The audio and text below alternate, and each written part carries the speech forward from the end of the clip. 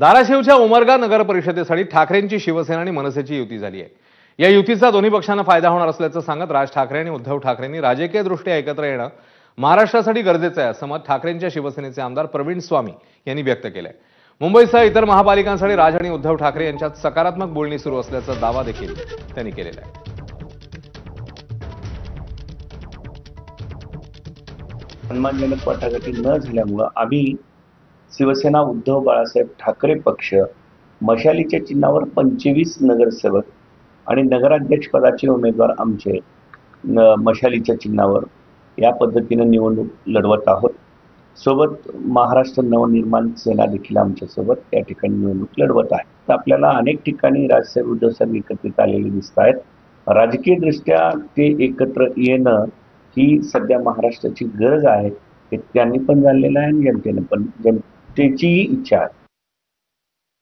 अकलूज नगरपालिकेमध्ये शरद पवारांची राष्ट्र